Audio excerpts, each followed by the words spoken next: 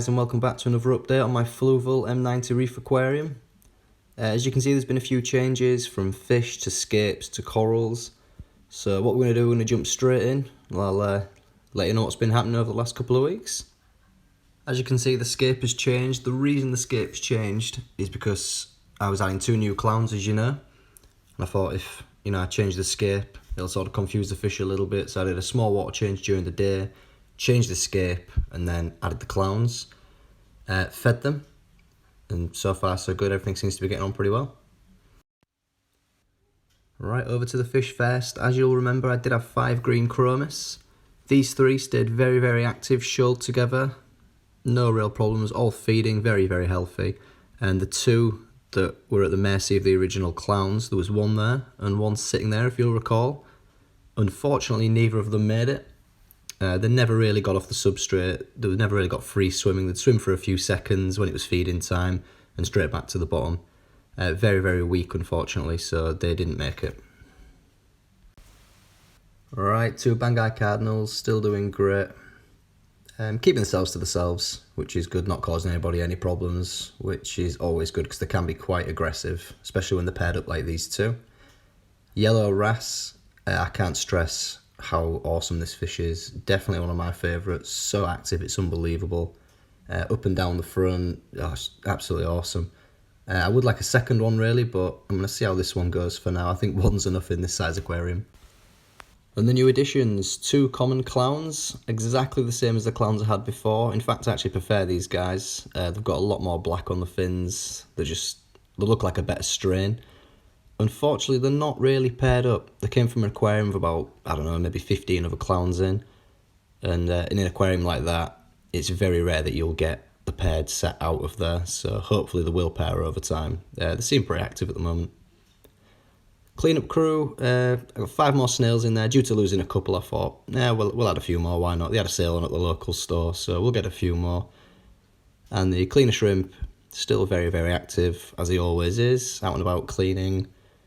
Basically just doing his job, which is what more could you ask for from a cleaner shrimp? Right, over to corals. This coral's probably got a few different names, but in my local store it was known as a bush coral. So any other names, let me know, but I know it as a bush coral. Looks really cool, adds some depth to the aquarium. And we've got a little mushroom garden going at the moment. There's a rock there with sort of 3 or 4 new mushrooms on, quite large. There's my little orange one there that you'll remember from a couple of videos back. And then these absolutely beautiful white and green mushrooms there. Really, really tiny, but obviously over time they'll grow. They'll engulf the rock that they're currently on. And this corner should look pretty full, hopefully. As you'll remember, I purchased some star polyops, maybe 3-4 updates ago now. I've actually fragged a little bit off and placed it just up here on the right hand side, because on the left hand side I've got some very, very bright green star polyops, as you can see.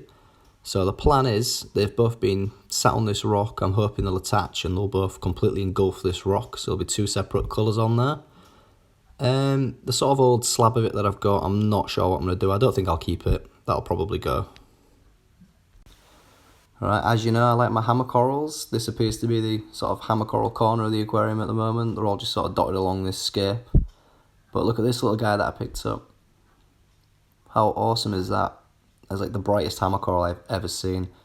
There is a possibility that it's been bleached. I've put it very low down in the aquarium away from the light at the moment, just to see how the coloration changes. I mean, if it stays like that, I'm happy. I think it looks absolutely awesome. As we move up, the Duncans made an appearance today. If you remember in the last video, he was closed up sulking, wasn't happy. Looking good today. The other Duncan, as you remember, I had a single head Duncan. That's actually around the back at the moment. That's sulking, but I think that's just due to sort of moving the scape around and sort of uprooting some corals and sort of just replace them in other places, really. So I think that's why that's got a bit of a sulk on. What else have we got going on? We've got the toadstool over here. Again, sulking a little bit, but I think that's just from the move. It's now way higher up in the aquarium, so that could be a factor, really. But yeah, looking cool, looking a little bit fuller. Obviously, they are all frags. They do need time to grow, but at the moment, yeah, looking pretty cool. Happy with those. Right, and that's about it for this update. As you remember in the last video, if you missed it, I will put a link in the description. We were talking about phytoplankton. I've actually added a few more copepods. As you can see, that's how they come in a bag like that, a little bit of water in there. They've been added to the aquarium this week just to keep the population up. I'm not going to bother taking a look in the back because it hasn't changed whatsoever. So that's it from me, guys, and I'll see you on the next one.